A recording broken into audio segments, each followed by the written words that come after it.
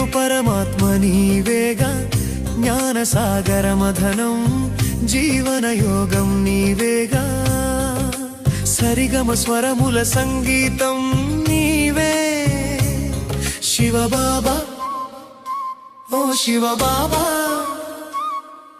మధురమైన జ్ఞానం నీవేగా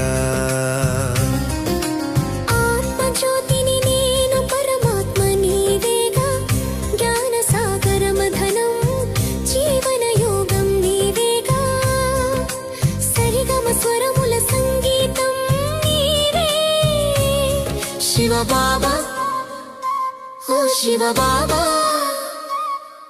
మధురమైన జ్ఞానం నీవేగా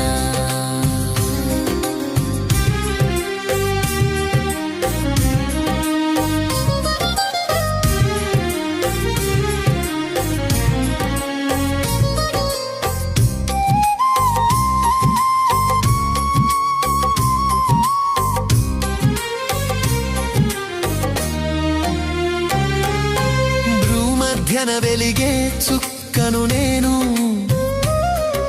అనంత కాంతుల సూర్యుడవు నీవు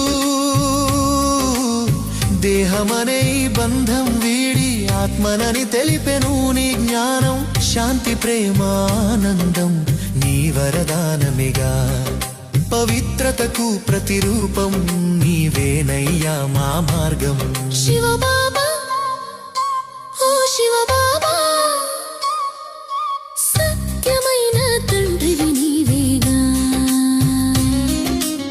ఆత్మజ్యోతిని నేను పరమాత్మ నీవేగా జ్ఞానసాగర మదనం జీవనయోగం నీవేగా సరిగమ స్వరముల సంగీతం నీవే శివబాబా ఓ శివబాబా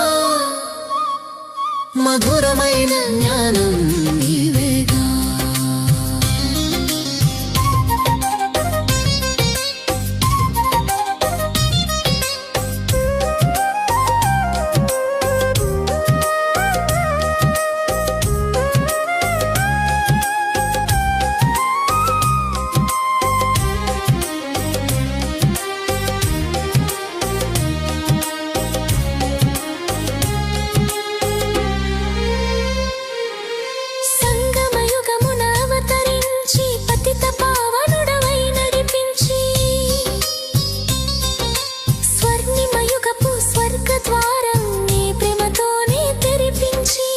కల్పకల్పము నీతోనే మా ఈ దివ్య బంధం మురళీనాద స్వరములతో నింపుతున్నావు మా హృదయం శివబాబా ఓ శివబాబా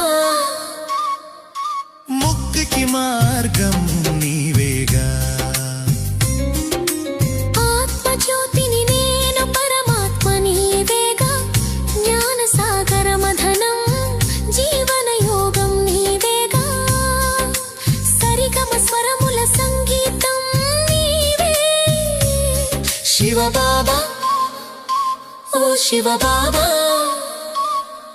మధురమైన జ్ఞానం నీవేగా ఆత్మజ్యోతిని నేను పరమాత్మ నీవేగా జ్ఞానసాగర మదనం జీవనయోగం నీవేగా సరిగమ స్వరముల సంగీతం నీవే శివబాబా ఓ శివబాబా మధురమైన జ్ఞానం నీవేగా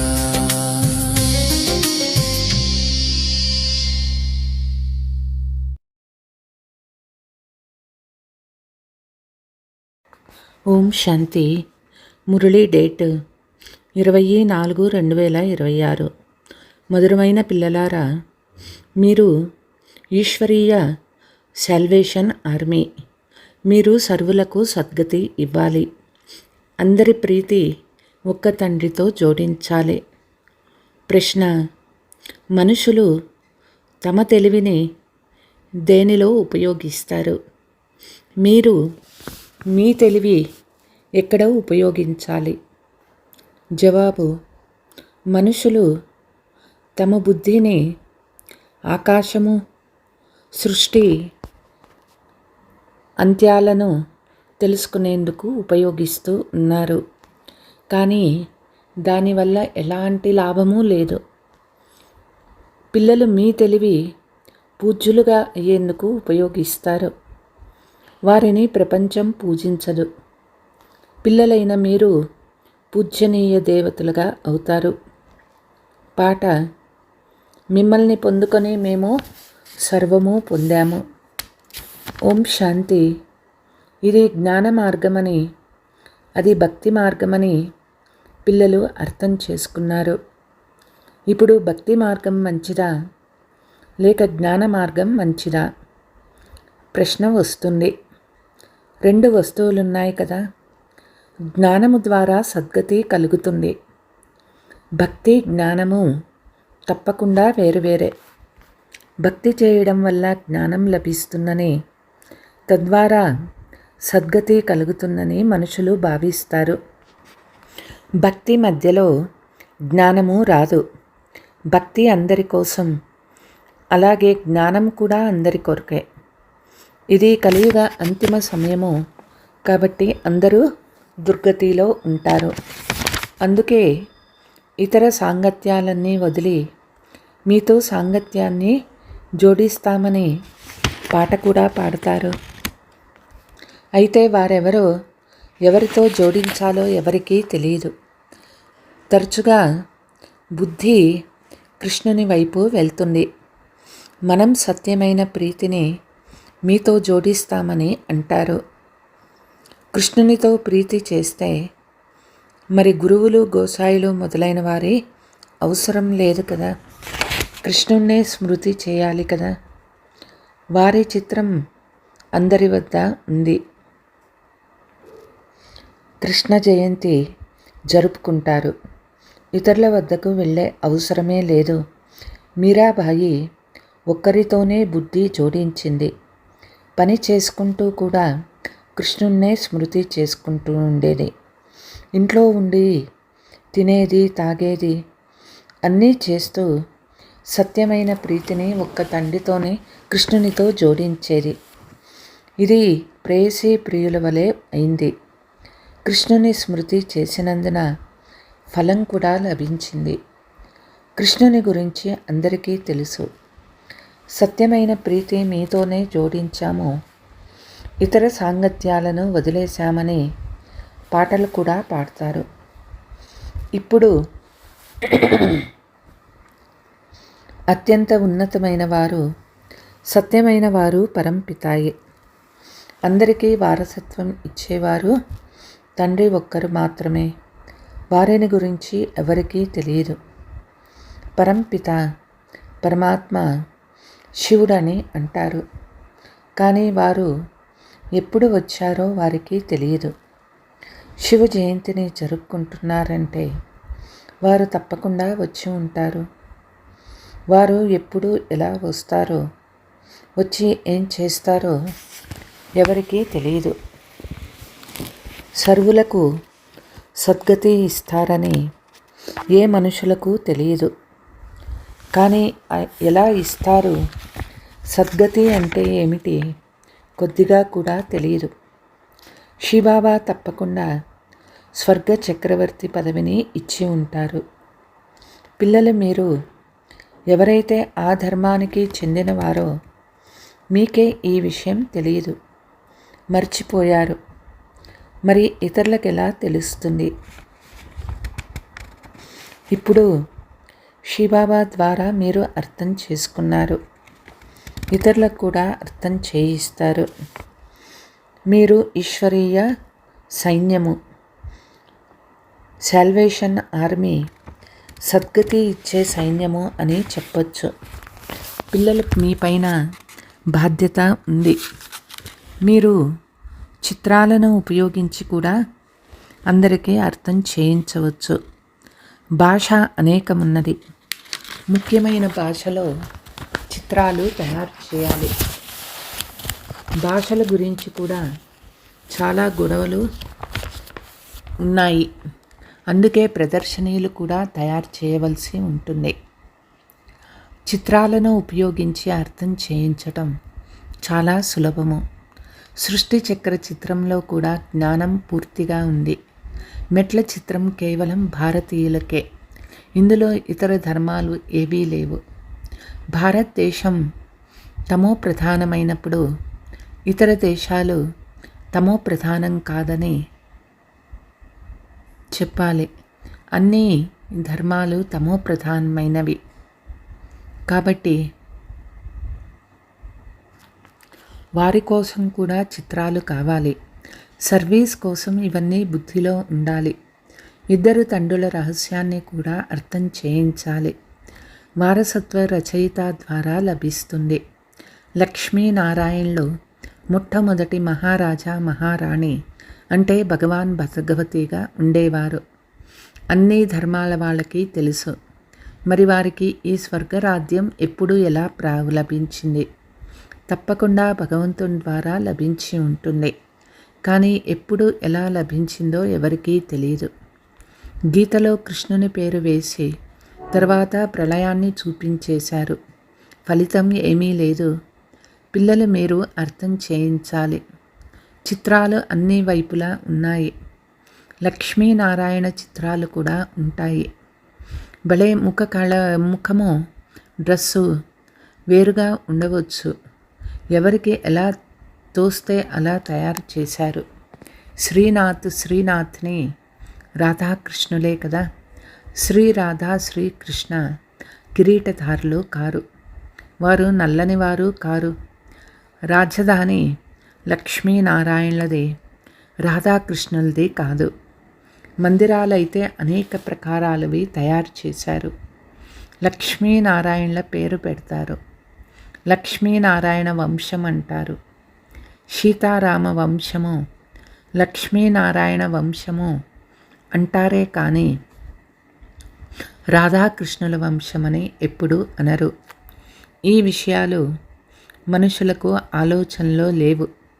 పిల్లలు మీరు కూడా నెంబర్ వారు పురుషార్థానుసారం చేసుకుంటారు. ఎవరికి సేవ చేయాలని అభిరుచి ఉంటుంది. ఉత్సాహంతో ఎగురుతూ ఉంటారు. కొంతమంది మాకు అర్థమవుతుంది కానీ నెమ్మదిగా యుక్తి రచించాల్సి వస్తుందని అంటారు. కొంతమంది వేదశాస్త్రాలు అధ్యయనం చేసినందున, యజ్ఞ జప తప చేసినందున, తీర్థయాత్రలు మొదలైనవి చేసినందున పరమాత్మని పొందగలమని భావిస్తారు. కానీ భగవంతుడు అంటూ ఉన్నారు, ఇవన్నీ నా నుండి దూరం చేసే మార్గాలు. డ్రామాలో అందరూ దుర్గతిని పొందే తీరాలి. కాబట్టి ఇలాంటి విషయాలు చెప్తారు. ఇంతకుముందు మనం కూడా భగవంతుడు ఒక పర్వతం శిఖరం వంటివారు, ఎవరు ఎక్కడి నుండి వచ్చినా చేరవచ్చు అని అనేవాళ్ళము. అందుకే మనుషులు అనేక రకాల మార్గాలు పట్టుకున్నారు. భక్తి మార్గము పట్టుకొని అలిసిపోయి ఆ భగవంతుణ్ణి పిలుస్తూ ఉన్నారు. ఓ పతిత పావన, మీరు వచ్చి పావనంగా అయ్యే మార్గాన్ని చూపించండి. మేరు లేకుండా పావనం అవ్వలేము, అలిసిపోయాము అని పిలుస్తారు. రోజు రోజుకి భక్తి మార్గం పూర్తిగా అలిసిపోయేలా చేస్తుంది. ఇప్పుడు ఉత్సవాలు, జాతరలు మొదలైన వాటికి లక్షల మంది వెళ్తారు. ఎంత మురికి తయారవుతుంది. ఇది అంతిమ సమయము. ప్రపంచం పరివర్తన అవుతుంది. వాస్తవానికి ప్రపంచం ఒక్కటే. దానిని 2 భాగాలుగా చేశారు. మనుషులు స్వర్గము, నరకము వేరువేరు ప్రపంచాలని అనుకుంటారు. కానీ ఇది 2 అర్థ భాగాలు. సత్యత్రేతాయుగాలు, తర్వాత ద్వాపర కలియుగాలు. కలియుగం తమో ప్రధానంగా అయ్యే తీరాలి. సృష్టి పాతదయింది. ఈ విషయాలు ఎవరూ అర్థం కావు. తికమక పడి ఉన్నారు. కొంతమంది శ్రీకృష్ణుడు భగవంతుడని, మరి కొంతమంది రాముడు భగవంతుడని అంటారు. ఈ రోజుల్లో అయితే మనుషులు స్వయాన్ని తామే భగవంతుడని చెప్పుకుంటారు. ఈశ్వరుని అవతారమని చెప్పుకుంటారు. దేవతల కంటే మనుషులు తీక్షణమైపోయారు. దేవతల్ని కేవలం దేవతలనే అంటారు. కానీ మనుషులు స్వయాన్ని భగవంతుడని చెప్పుకుంటారు. ఇది భక్తి మార్గము. దేవతలు స్వర్గంలో ఉండేవారు. ఇప్పుడు కలియుగి ఇనుప యుగంలో మనుషులు భగవంతుడు ఎలా అవ్వగలరు? తండ్రి అంటూ ఉన్నారు, ఈ సంగమ యుగంలో ప్రపంచాన్ని ట్రాన్స్ఫర్ చేయవలసినప్పుడే వస్తాను. కలియుగం నుండి సత్యయుగం అవుతుంది. మిగిలిన వారంతా శాంతిధామానికి వెళ్ళిపోతారు. అది నిరాకార ప్రపంచం. ఇది సాకార ప్రపంచం. నిరాకార వృక్షాన్ని అర్థం చేయించేందుకు పెద్ద చిత్రం తయారు చేయాలి. బ్రహ్మ మహాతత్వం కూడా ఆకాశమంత పెద్దది. రెండిటికీ కూడా అంత్యం కనుగొనలేరు. విమానాలు మొదలైన వాటిలో వెళ్ళి ప్రయత్నిస్తారు, కానీ అంత్యాన్ని తెలుసుకోలేకపోతూ ఉన్నారు. సముద్రమే సముద్రము, ఆకాశమే ఆకాశము, అక్కడ ఏమీ లేదు. చాలా ప్రయత్నిస్తూ ఉన్నారు, కానీ వీటి వల్ల లాభమేముంది? మేము మా తెలివిని ఉపయోగిస్తున్నామని భావిస్తారు. ఇది మనుషుల తెలివి. మనుషులు విజ్ఞాన గర్వం పెరిగిపోతుంది. ఎవరు ఎన్ని రహస్యాలు తెలుసుకున్నా వారిని ప్రపంచం పూజించదు. దేవతల్ని పూజిస్తారు. పిల్లలు తండ్రి ఎంత శ్రేష్టంగా తయారు చేస్తూ ఉన్నారు. అందరినీ శాంతిధామానికి తీసుకువెళ్తారు. మనం మూలవతనం నుండి వచ్చామని అందరికీ తెలుసు, కానీ మీకు తెలిసినంతగా ప్రపంచంలోని వారికి తెలియదు. మూలవతనం అంటే ఏమిటి? ఆత్మలు అక్కడ ఎలా ఉంటాయో, నెంబర్ వారుగా ఎలా వస్తాయో, ఈ విషయాలు ఏమీ తెలియవు. బ్రహ్మ మహాతత్వంలో నిరాకార వృక్షం ఉంటుంది. సత్యయుగంలో చాలా కొద్ది మంది మనుషులు మాత్రమే ఉంటారు. మిగిలిన ఆత్మలన్నీ మూలవతనంలో ఉంటాయని వారికి తెలియదు. ఎలాగైతే ఇక్కడ సాకార ప్రపంచం ఉందో అలా అక్కడ మూలవతనం ఉంది. ఈ వతనం కానీ ఆ వతనం కానీ ఎప్పుడు ఖాళీగా ఉండదు. అంత్యమైనప్పుడు బదిలీ అవుతారు. ఈ వతనంలో కొంతమంది తప్పకుండా ఉంటారు. వతనం పూర్తిగా ఖాళీ అయితే ప్రళయం జరుగుతుంది. ప్రళయం జరగదు. అవినాశీ ఖండం కదా. ఈ విషయాలు బుద్ధిలో ఉంచుకోవాలి. రోజంతా ఎవరి కళ్యాణం చేయాలో ఆలోచిస్తూ ఉండాలి. వారిపై మీకు ప్రీతి ఉంటే అందరికీ వారి పరిచయం ఇవ్వాలి. వారు మన తండ్రి. వారి ద్వారా వారసత్వం లభిస్తుంది. ఎలా లభిస్తుందో మేము తెలుపుతాము అని చెప్పాలి. తెలిపించే వారిలో కూడా నెంబర్ వారుగా ఉన్నారు. కొంతమంది చాలా మంచి రీతిగా ఉపన్యసిస్తారు. కొంతమంది అలా చేయరు. వారు ఇంకా నేర్చుకోవలసి వస్తుంది. ప్రతి ఒక్కరూ తమ కళ్యాణం తామే చేసుకోవాలి. దారి లభించినప్పుడు ఇతరుల కళ్యాణం చేయాలి. ఇతరులకు కూడా తండ్రి నుండి వారసత్వం ఇప్పించాలి. మనస్సులో ఉండాలి. ఆత్మీక సేవ చేయాలి. ఇప్పుడు అందరూ ఒకరికొకరు సేవ చేసుకుంటారు. తండ్రి వచ్చి ఆత్మీక సేవ నేర్పిస్తూ ఉన్నారు. వేరే ఎవ్వరూ ఆత్మీక సేవ చేయలేరు. తండ్రి మాత్రమే ఆత్మీక సేవ చేస్తారు. శరీర సేవ జన్మలు చేశారు. ఇప్పుడు ఈ అంతిమ జన్మలో ఆత్మీక సేవ చేయాలి. తండ్రి మనకు ఈ సేవను నేర్పిస్తారు. ఇందులోనే కళ్యాణం ఉంది. ఎందులోనూ లాభం లేదు. గృహస్థ వ్యవహారంలో కూడా ఉండాలి. తోడు నిభాయించాలి. వారికి కూడా ఇది అర్థం చేయించి కళ్యాణం చేయాలి. ప్రీతి ఉంటే ఎంతో కొంత వింటారు. చాలామంది మేము కూడా సన్యాసం చేయవలసి వస్తుందని భయపడతారు. ఈ రోజుల్లో సన్యాసీలు చాలామంది ఉన్నారు.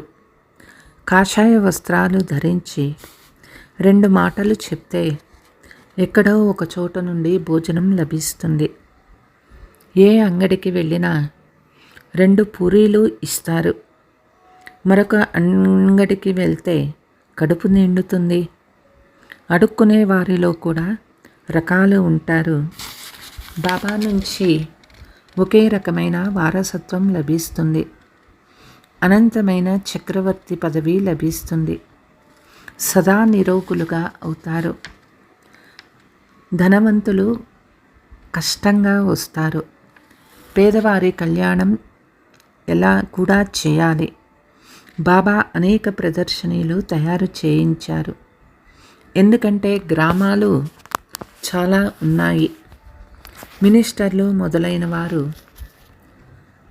ఈ జ్ఞానం బాగుందని భావించారంటే అందరూ వినడం ప్రారంభిస్తారు. పోను పోను ప్రసిద్ధి అవుతుంది. ఆ తర్వాతే చాలామంది వస్తారు. తుప్పు వదిలిపోయేందుకు సమయం పడుతుంది.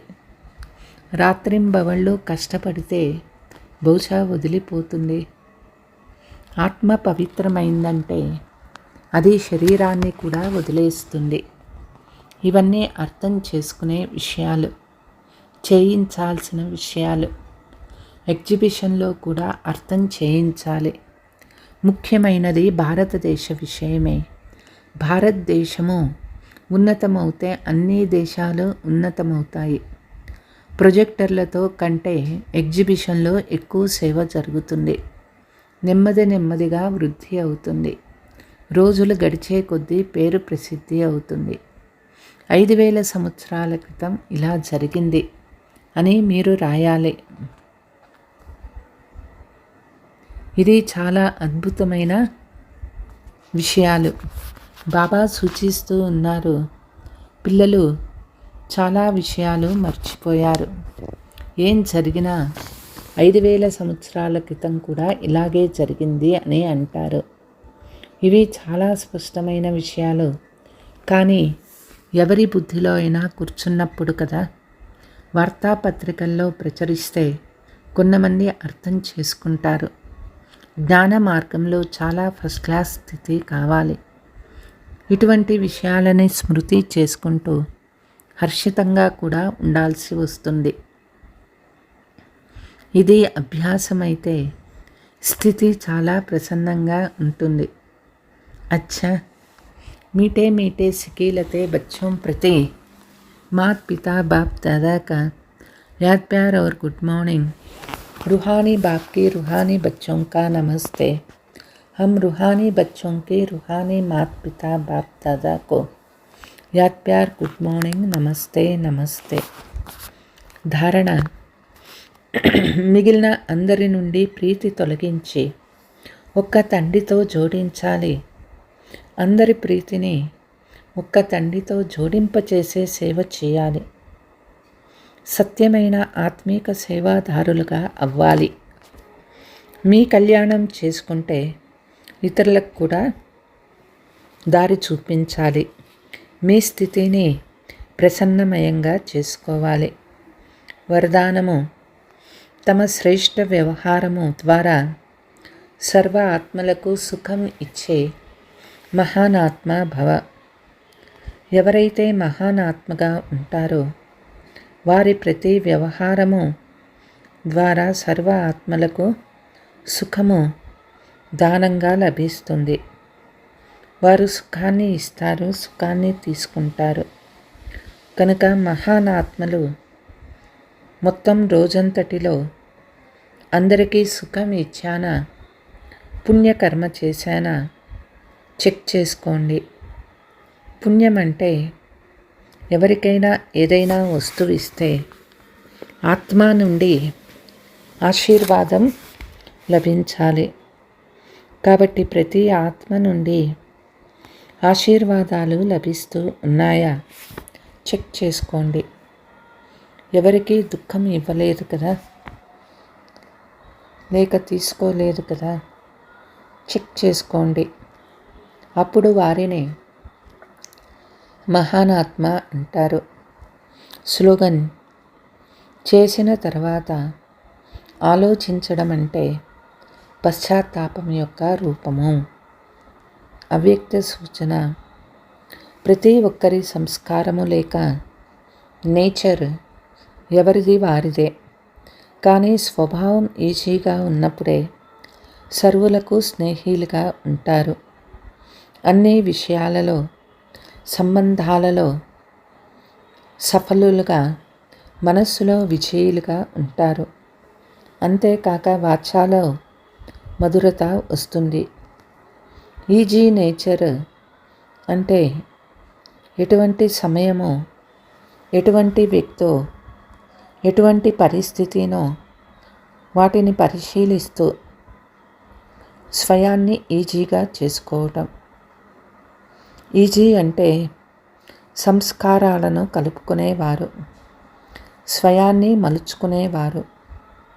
ఈజీ అంటే సోమర్లు కాదు. అచ్చా, ఓం శాంతి.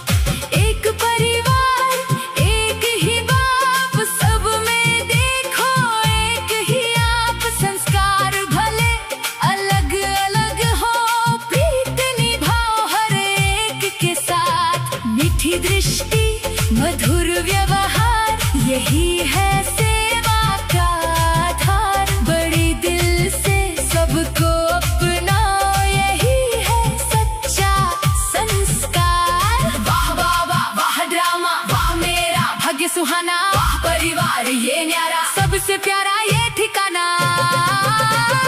चार निश्चय जीवन का सार, इनसे ही होगा उद्धार। निश्चय बुद्धि बन विजय आत्मा, पाओ सुख का पार संसार। हर संकल्प हो सेवा वाला, हर नयन में प्रेम उजाला, चेहरे से ही सेवा हो जाए, साबल दिल बन शक्ति बढ़ाओ कमजोरों